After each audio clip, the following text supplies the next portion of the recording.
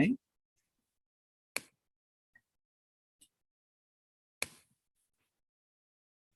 Spiel away, Maggie says, thank you. Washington Heights. Hi, Nathan from Washington Heights. I did a lot of teaching up there. Roxanne's got her baby. Oh my God. All right.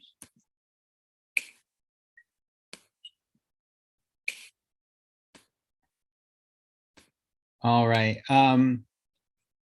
Okay, if you don't mind, I'll give you the spiel and then I'm going to put Georgia on. So the spiel is that you are at Sequential Artists Workshop, the Friday night workshops that we took over from The Believer. Really happy to be doing that. We're a 501c3 nonprofit. You can find us at learn.sawcomics.org. We have a lot of online courses, including some coming up. Next Believer workshop is in a week with Bianca Stone. It's poetry comics. Leela Corman, I think there's only one slot left on in this class. It's a 4-week class with exercises run by Leela Corman. I'm running one that I run once a year in late February. It starts in late February to go through most of March and a tiny bit into April. It's called Going In for the Snakes. It's about making intense comics, I guess. We have ongoing groups that are sort of like ongoing coursework and exercises, and just sort of community. Softflow and Publish is one, and we publish anthologies once a quarter there. We have weekly exercises, and also if you're more interested in graphic memoir and medicine, we have a ongoing course there, or ongoing group, I should say, of weekly exercises and discussion and biweekly Zoom calls. It's terrific. The Flow class gives you free access to these 4 courses, which I started and I'm pretty proud of. And we also make anthologies out of your work. The last one was Socially Distant, a pandemic anthology, and we have a diary one coming out pretty soon too. Share what you do tonight on social media with the hashtag Friday Night Comics, and tag us at Comics Workshop. You can also go to our membership site, which is members.sawcomics.org. It looks like this, and you'll see lots going on, and lots of posting and lots of events. Can't even keep track of them all. Really happy about how much is going on there lately. It's been really vibrant. We survive from tuitions and donations, and I'll be posting these links and other information in the chat, but you can find us at paypal.me/comicsworkshop or on Patreon at Saw Comics. So that's mostly it. Please no inappropriate speech or imagery. Enjoy. And one last thing that we've come to find out, let me zoom in on that, is that if you're joining us from Eventbrite, we've noticed little quirks about Eventbrite that sometimes limit your ability to appreciate it all. Like if there's double screens, you'll only be able to see one. And also the raise hand function seems to be difficult to find in Eventbrite. So you might want to take a moment to open in Zoom, and that you'll find it right down there. And you could do that next week or during this meeting, either one. Okay, so I'm going to stop sharing. And also you can ask for help in the chat. A lot of people know about this and they'll help you find it. So I'll stop sharing. I will promote Georgia to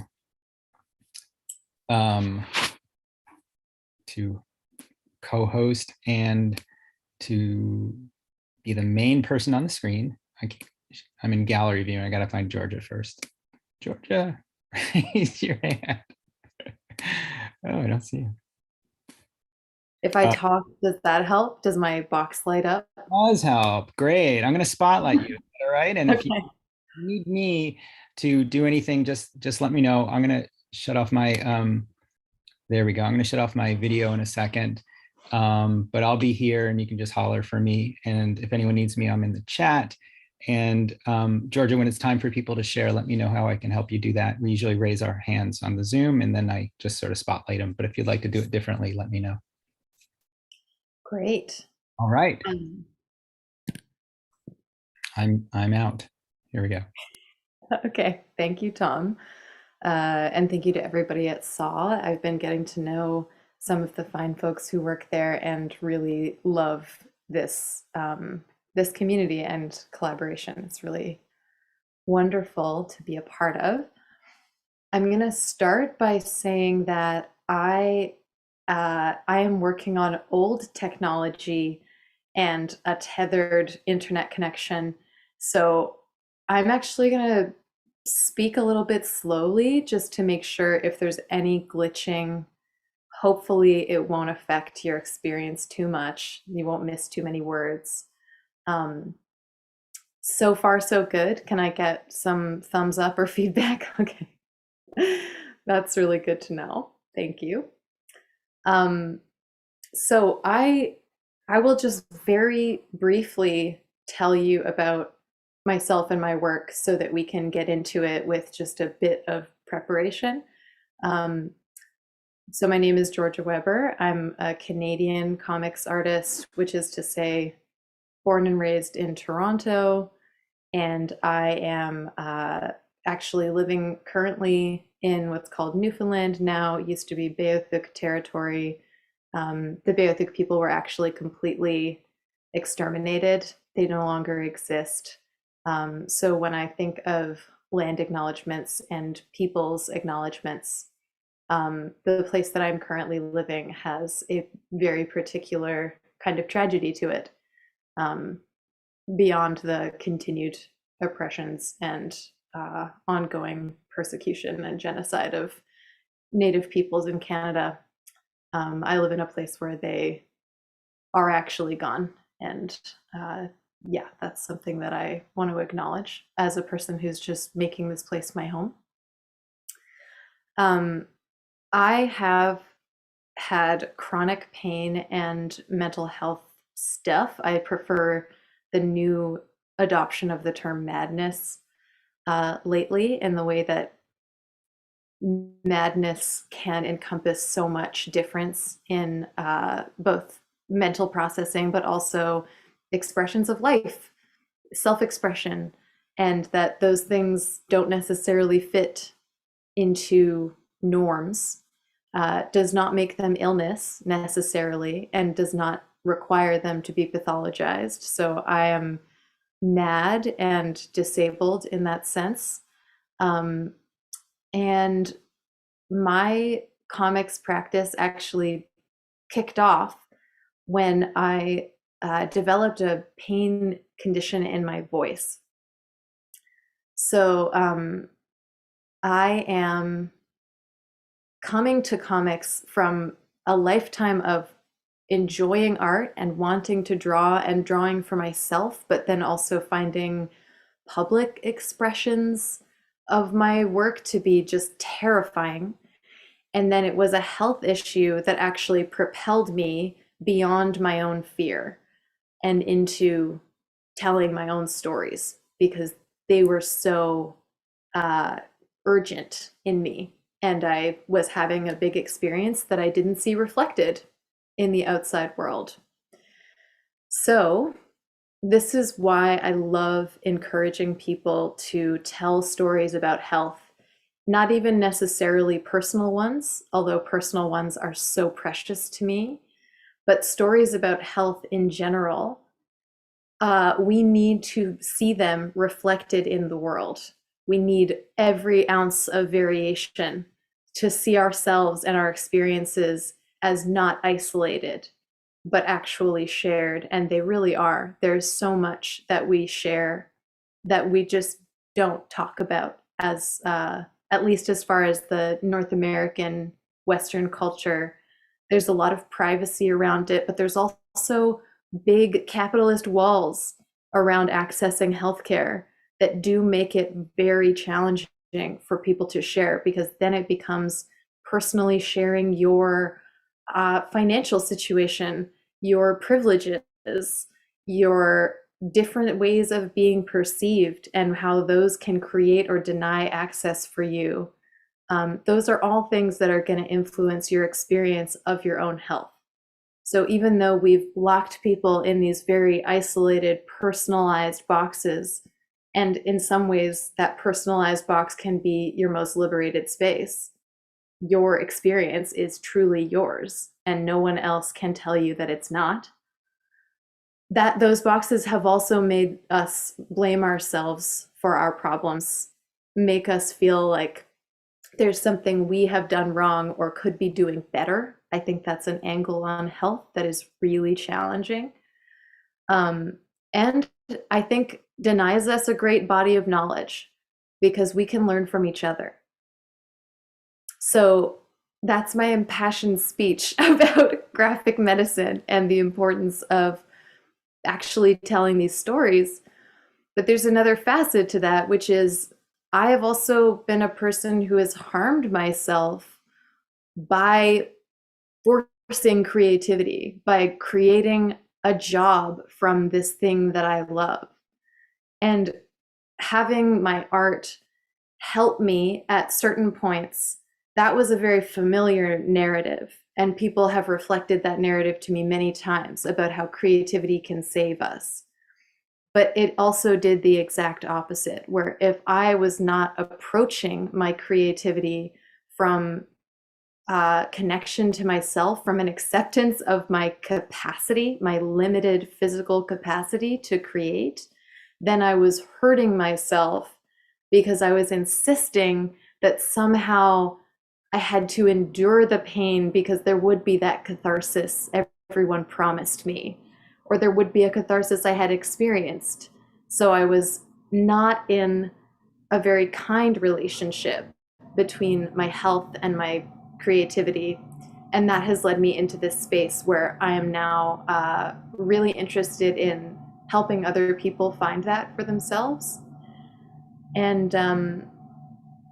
just be in that practice together. I will say that for this moment, for the last 2 or 3 months, I've been on a break from my regular teaching work just because I had too much going on and I didn't feel like I could offer anything to others and hold that space. But it's something that I'm bringing back in the near future once I've stabilized my housing situation and once I'm not teaching from an old laptop tethered to my phone, which hopefully does the trick but is sometimes a little bit unstable. So now that I've taken you through the how did I get here and why are we doing this from my perspective, I'm going to take us right in to a really, really simple practice as a way of introducing the framework, I guess, or the mindset that I know is very important for me. And this is going to be something for everyone to just do kind of with themselves. But I'm going to talk through the practice, talk through the steps. It's just a really good way, pardon me, it's a really good way to recognize each moment as its own moment, and to be closer in alignment with ourselves based on how we're feeling in that moment and what we're preparing to do. So I call it a resource check.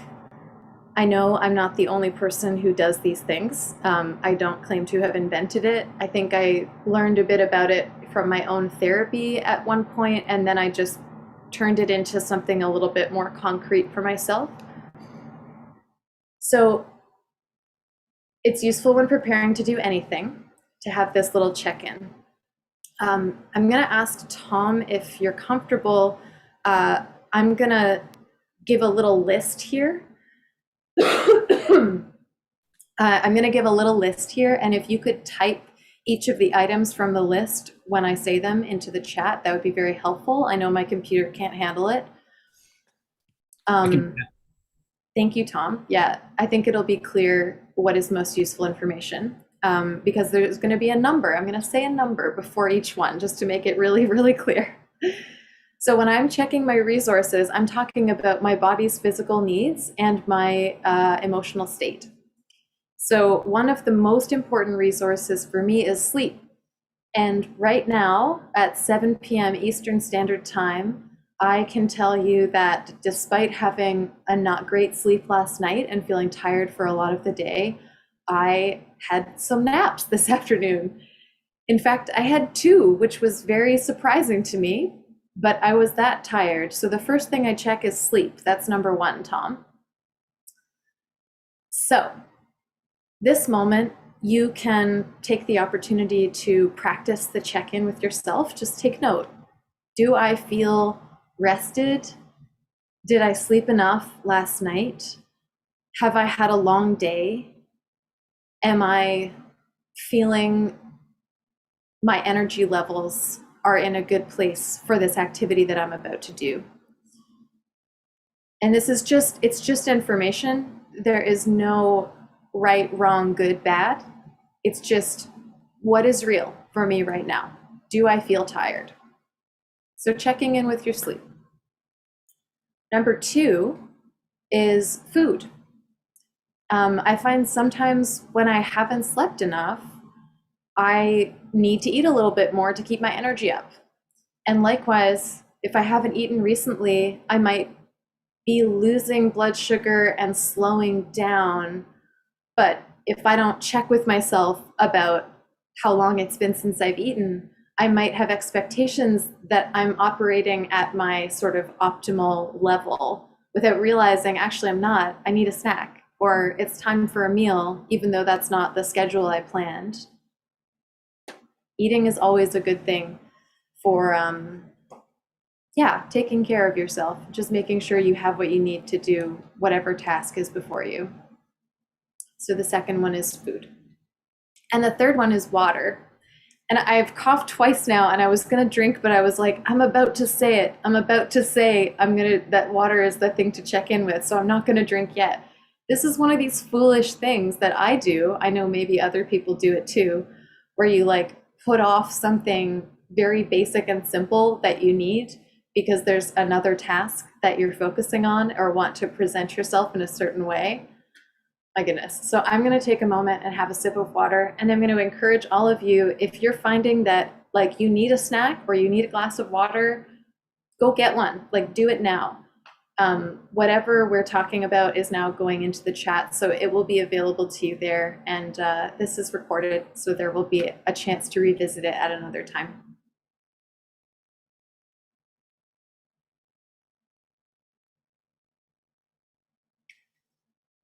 So the third one is checking if you have to go to the bathroom.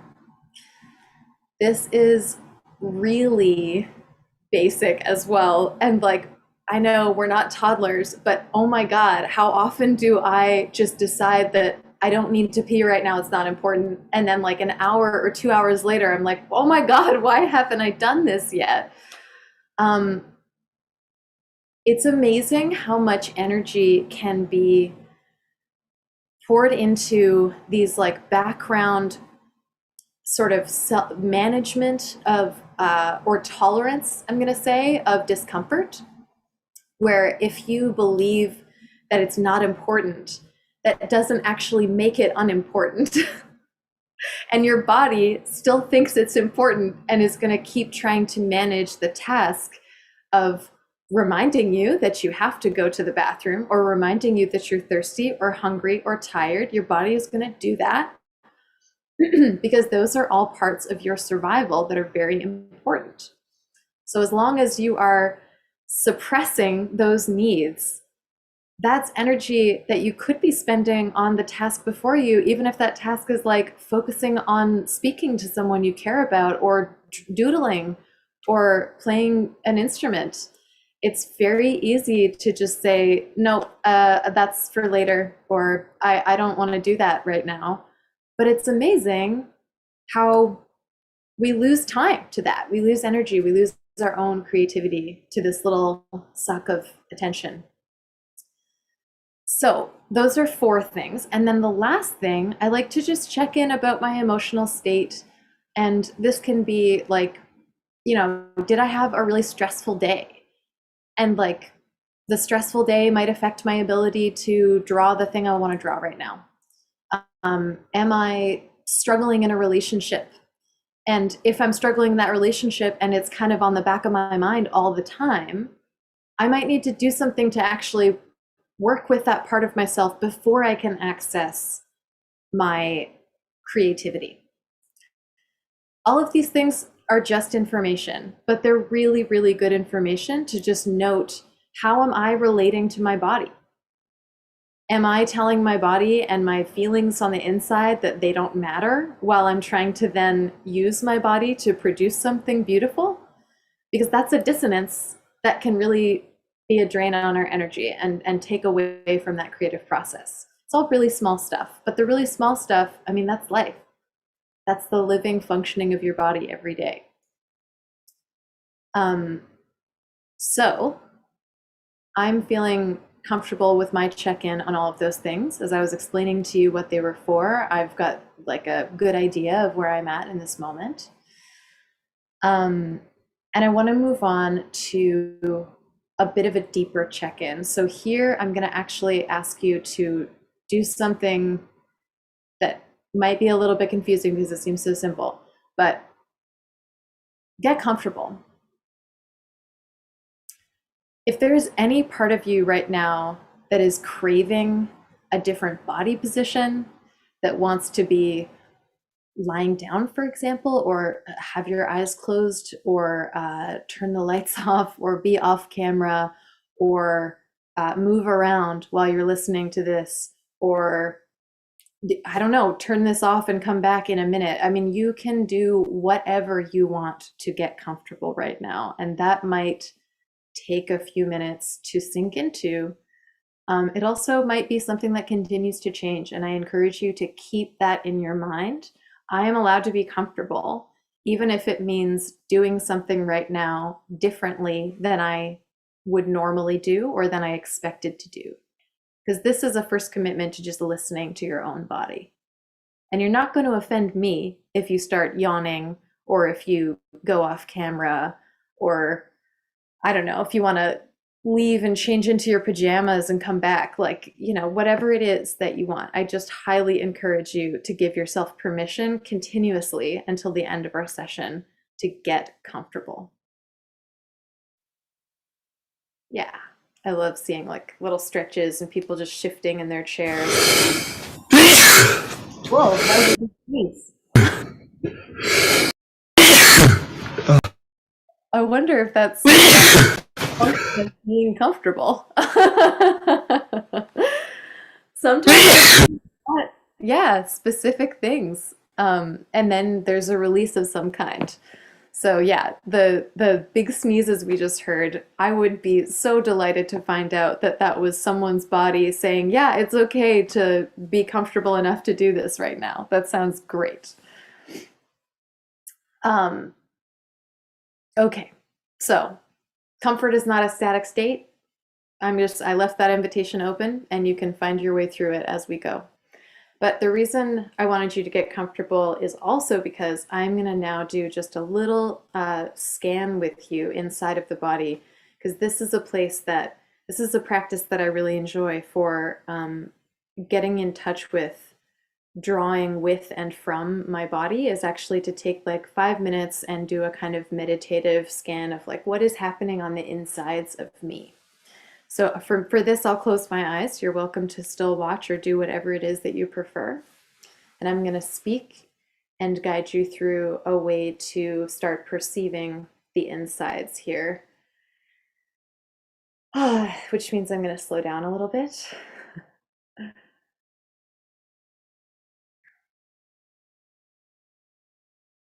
And remind you again just to be in your own comfort, even if that means not listening to a single thing that I say.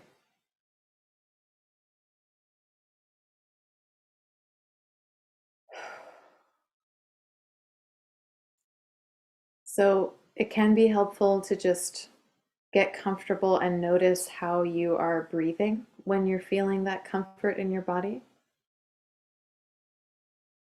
If your posture changes or if you want to be in a different position, just noticing if there is a response to that, like a deeper breath or a sigh or a yawn, or maybe some sort of jitters you want to wiggle out. And I like to close my eyes partially because it allows me to let go of my visual sense, which is very, very dominant. And when my eyes are open, a lot of my attention is happening in what I can see. But there's this whole feeling realm that I'm trying to get in touch with.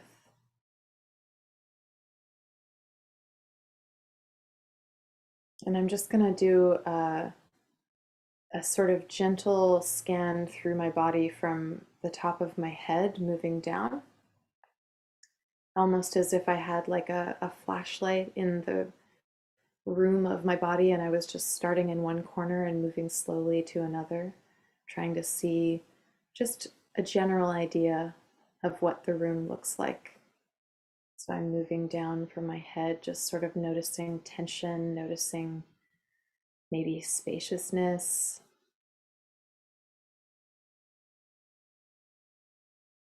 Just notice if you can ask any of those tense parts, is there another way they can be? Maybe more relaxed, maybe softer. But doing so from a place of accepting that however they are is actually totally fine. Because this is not a judgment scan. This is just another way for us to gather information that isn't good or bad. And we may have feelings about it, but truly it's just finding out what it's like to exist in your body in this moment, scanning down through maybe the neck and the shoulders.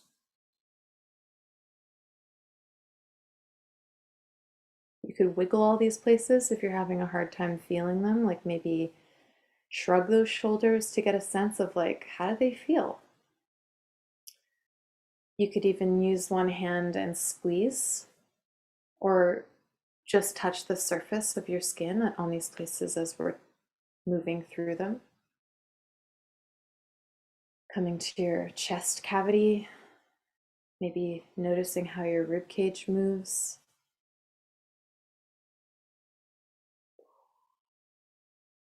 And even though this is an exploratory check-in, notice your comfort and if you need something to access it.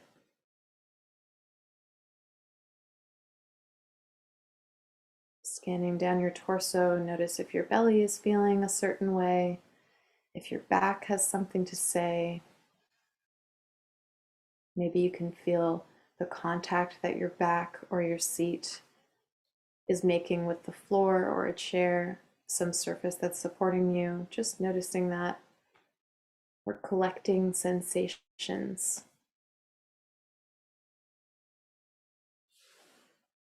I find when I start to check in with my legs that I often want to squeeze my thighs with my hands, just like really kind of massage the muscle because they're very tight from a lot of walking that I do.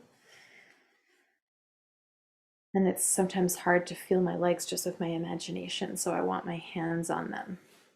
And notice the feeling of my hands making contact down my legs, my knees, maybe my calves. And also noticing from the inside out, what does it feel like to be touched? I'm both touching and I'm being touched at the same time. Outside in, inside out.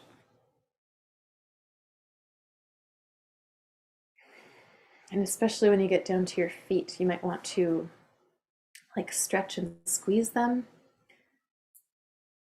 You might want to press them into a surface like the floor or maybe some edge of furniture nearby. Try to massage them a little bit if you feel like touching your own feet.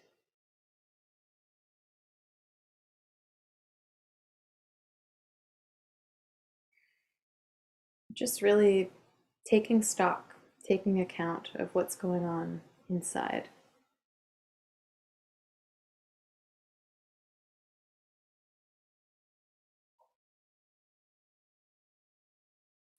And from here, I'm going to pose a question that I would invite you to imagine if your body were a pool of water. This question is going to be like a pebble. I'm just going to throw it in. It's going to make little ripples. It's going to sink down. And there may be a reaction that you have or thoughts that arise or maybe a sensation will change. Or maybe you'll just let that pebble sink to the bottom of your consciousness. But the question is just, what does my health feel like?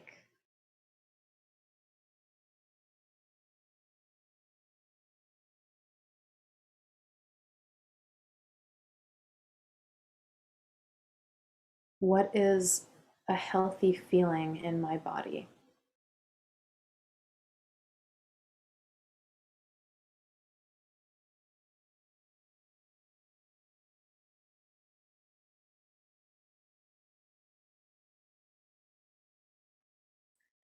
So while we're still taking stock of this inner sensation, I'm going to suggest or invite you to start trying to describe that feeling or whatever thought arose in response to my questions in terms of color or shape or texture, maybe density.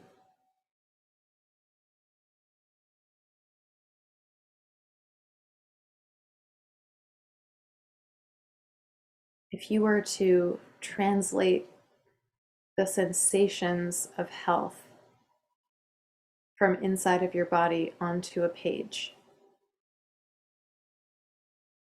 how would you capture the feeling? And you can just play with it in your mind's eye, or you can move straight to your paper, because that's where I'm going to invite us to go next. At your own pace, there's no urgency whatsoever. You can move towards whatever drawing utensils you've got, whatever you prefer to work with, and start to draw what we were talking about. Draw something that you felt, some response that you had. Even if it was a sentence, you could just write the sentence down. Just think about it, and then maybe how to portray it in a way that is enjoyable to you, ideally. Because even though we're here to draw, you're still the one who gets to decide what you're doing and what you want to do in this moment.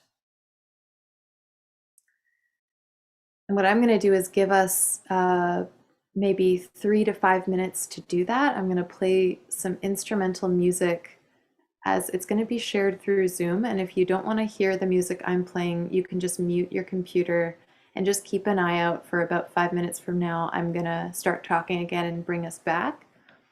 But otherwise, yeah, there will be something for all of us to sort of experience simultaneously while we're drawing our very personal experiences for the next little while. So I'll turn on the music and stop talking now.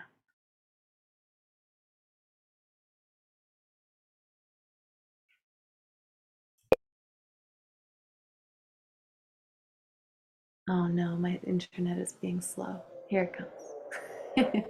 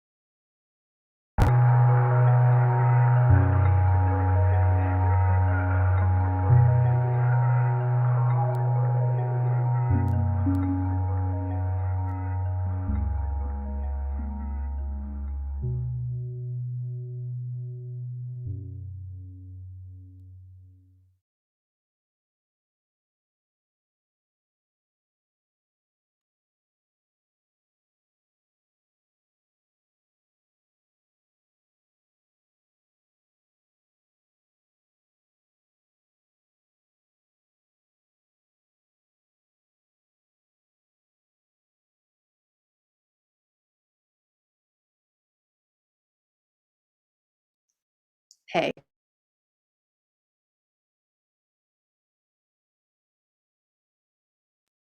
Wow, I keep getting, okay, I apologize. I unmuted twice and then it reverted to me being muted again. So,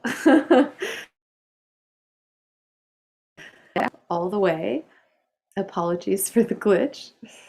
Um, so I'm going to encourage you to keep doing what feels good. If you are not done drawing, then please continue. And I'm going to pose another question to you. This time, I'm interested in your answers being added to the chat, if you would like.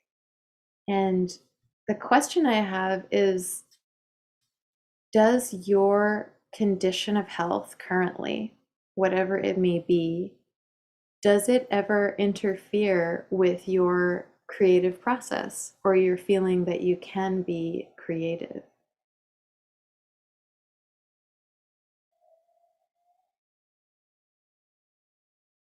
Yeah, it's a couple of people. Well, yeah, quite a few actually. It's like there was a slow start and now it's just pouring right in.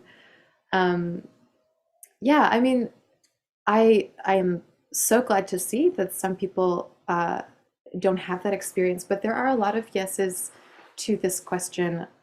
Does your sense of your health, your condition of your health, ever interfere with your creative practice? This is, yeah, this is one of the paradoxes that I was struggling with before, was really wanting to have my art help or maybe even solve my various health conditions. I really saw them as bad and I wanted them to go away. And so the creativity was supposed to like carry them off. Um, but that ended up making my creative practice really, really hard because I would be pushing myself through pain and then trying to be creative. And it's exhausting. At the very least, it's exhausting. Um, and yeah, I have found there have been cathartic moments when being tired or being in a really intense state can actually make that creativity feel like an escape. And that's wonderful when it happens. What I've realized though is just that I can't make it happen. It can happen, but I can't rely on it. I can't push it every time. Um, I think one of the reasons that for me it sometimes happens and becomes a really useful thing, an escaping sort of practice or a processing practice for something that's challenging me, that is a moment when I'm listening to what I need. There is some part of me going, I really need to create right now. And I'm like, right, okay, I'm in pain, but that need is going to be served by this. There are many other moments, though, when my need is actually to rest, or my need is to do a very different task to stop putting all the pressure onto my creativity. There's just a lot of ways where I want my body to just do the thing I feel like in that moment, or the thing that I have maybe committed to doing. Um, I'm thinking about when I decided to start making comics that I would share with the world, the pressure that I felt to deliver them on a schedule. Or perhaps like if you have a day job and you're trying to be creative in your precious free time at night or on the weekends, and you're just like, this is the only time I really want to do this right now. And then you find I'm so tired. I'm pushing myself. I can't. It's making the creating part kind of miserable. And then that creates a relationship in your own body and in your memory that creativity doesn't feel good, that it isn't good for me. So, I mean, all of this is possible at any moment. There are so many overlapping dynamics of how we relate to our health and how we relate to our art. But I think it's a really useful thing to support that relationship between you, your health, and your creativity being a really friendly one, being one where nobody has to lose, but everybody gets their turn, where the part of me that needs to create gets a turn, gets a chance to be creative, not at the expense of the part of me that needs to rest, but at the appropriate time. So I really like the check-in as a way to know when the appropriate time is for me. The resource check helps me understand, you know what, I am expecting too much of myself right now. I'm going to do something else and choose another time for art. Or checking in with myself and going, okay, art is just hard today, but not in a way that's hard for my body, in a way that's just, I'm in the struggle of trying to say something, figuring out how to do that. So, I would like to ask you another question, because communicating about our health can be something that we're doing through art just for our own sakes. And that is beautiful. And it can be so effective for actually soothing ourselves. It can also be a way to communicate with others, whether they're others directly in our lives or others in the wider world, people we may not know, but we want to reach. And I think we invalidate our own methods of communication very easily.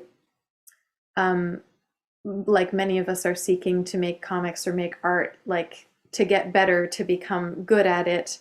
And that kind of imposes some standard that you want to reach a certain level before what you're saying or doing will be comprehensible or beautiful to other people.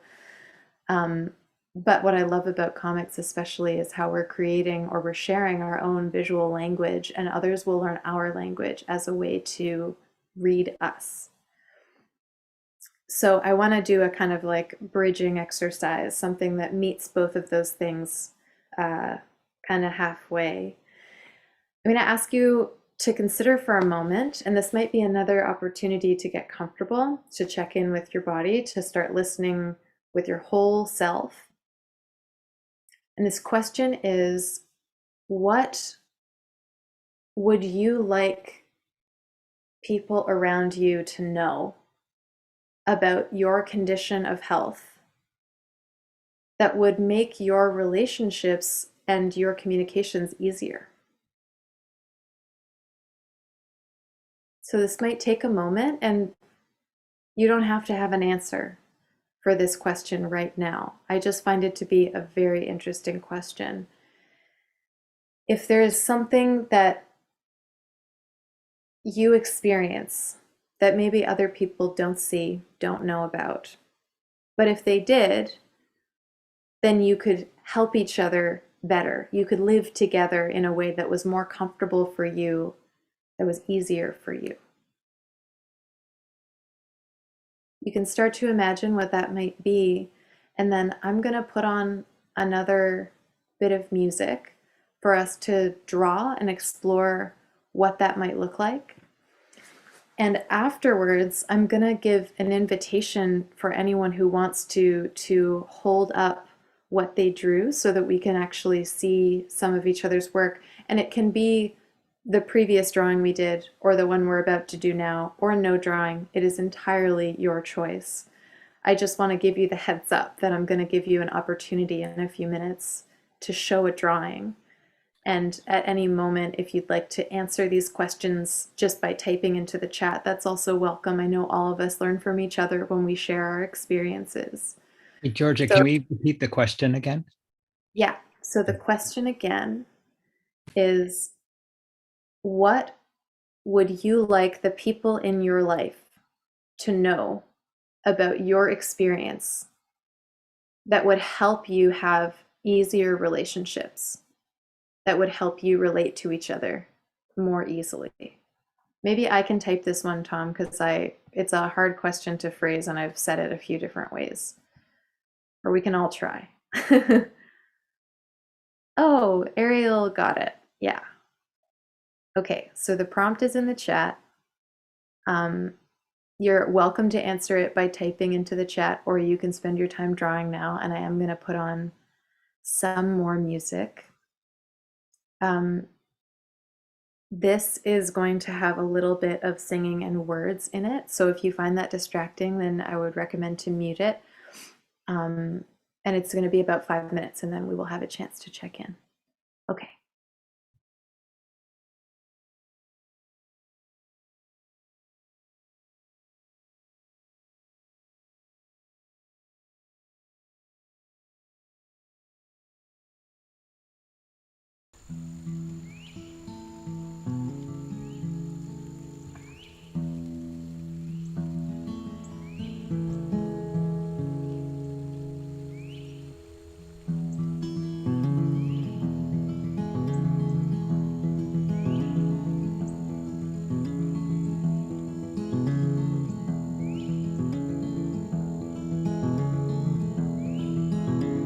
Pain without yield, splitting my fingers, curling my spine.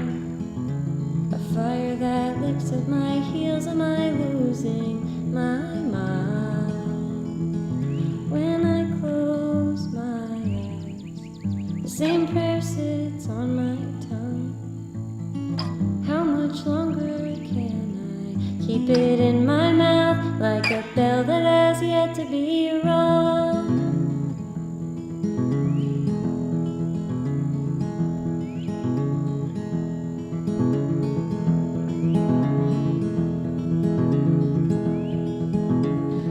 See the words, can't seem to solve my own math. Watch the light on the wall of my bedroom move down the same path. And when you call my name, I cannot close my face. From where I'm standing, all names are just proof you're on somebody's list.